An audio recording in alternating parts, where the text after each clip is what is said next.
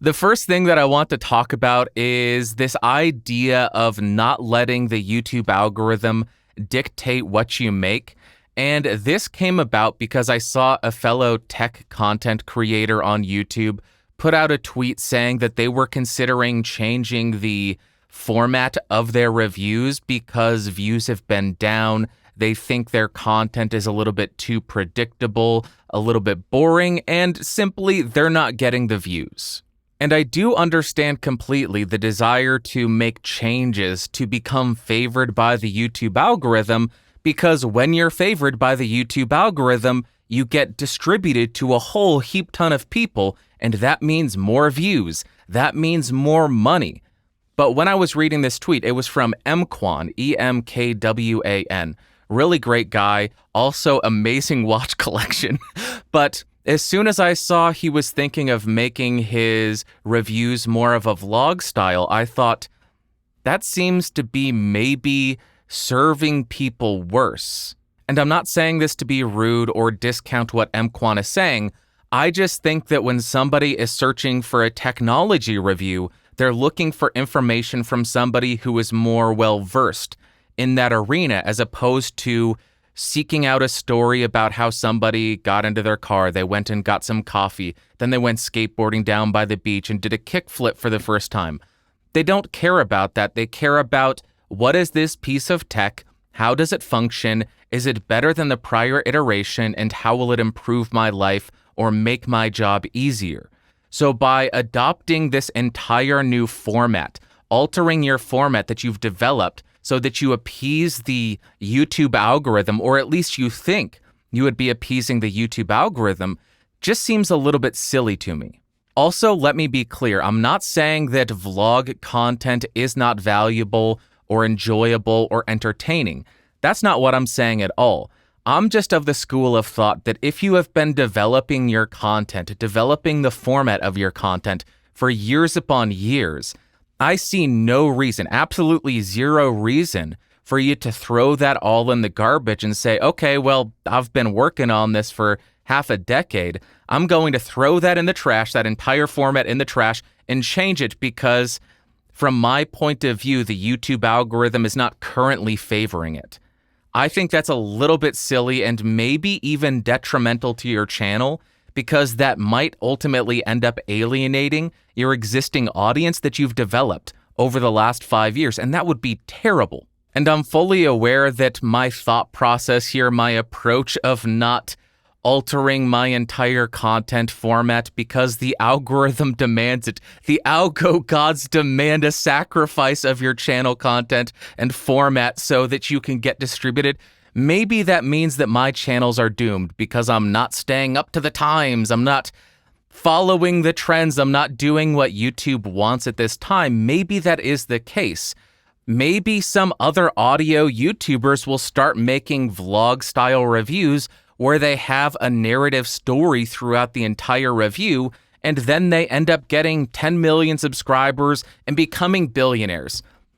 That may be a thing that happens. I'm okay with that. But conversely, there's also the possibility that we're just seeing a downturn in viewers because people are getting vaccinated, lockdowns are being lifted, and people can actually leave their homes for the first time in a year, in over a year. Maybe that's why we're seeing a downturn in content.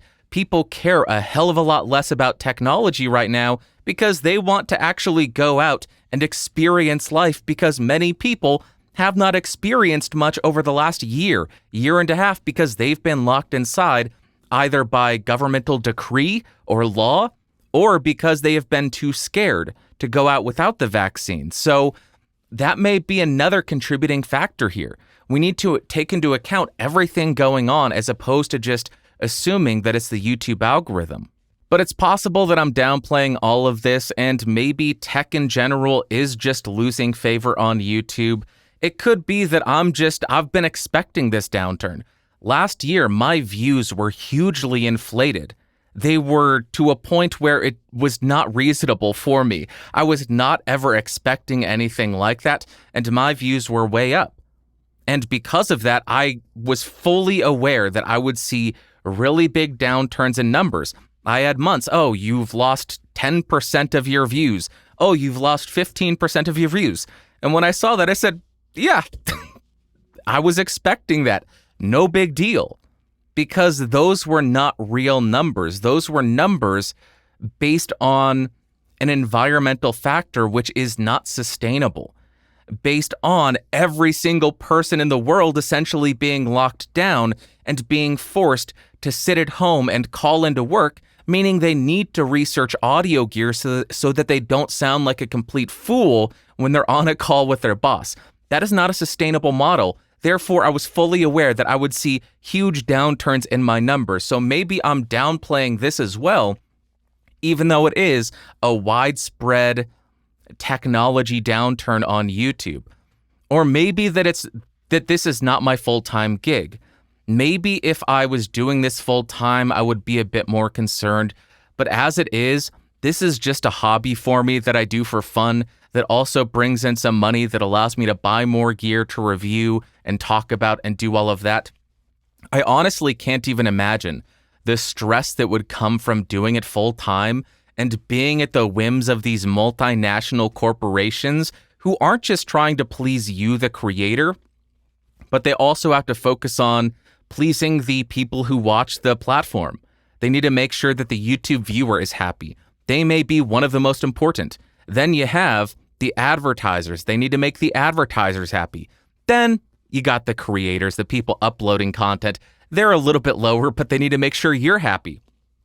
Then you also have to make the government happy.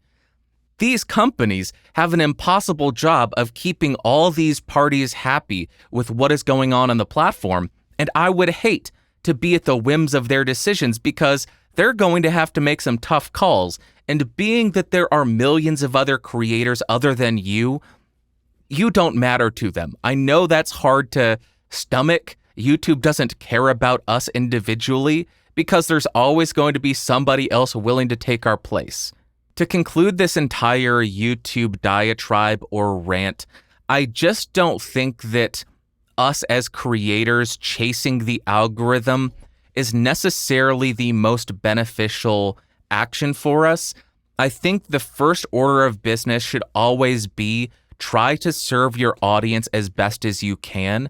And because that I have been building up this format to serve my audience as well as I can for 5 years, if there's a downturn, if YouTube starts to favor reviews less, I'm not going to throw that away. I'm not going to throw that format away because it is a valuable format. Maybe my views are forever low. That's fine. My channel was never started to become some super rich, super wealthy, super famous and popular YouTuber. It exists so I could provide people the information that I was looking for when I started researching microphones. And I'm going to continue to do that. It really does come down to what each individual content creator's goals and passions are. If your passion is just making any and all types of YouTube content and your goal is to get as many viewers as possible, more power to you. Chase that algorithm, but before making massive changes to your channel, maybe do a bit more digging and research because there may be other environmental factors that are leading to the current downturn as opposed to a change in the algorithm.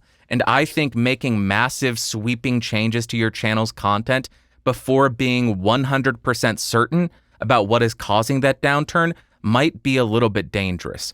That's really the moral of this story and the end of that diatribe. Thank you for listening.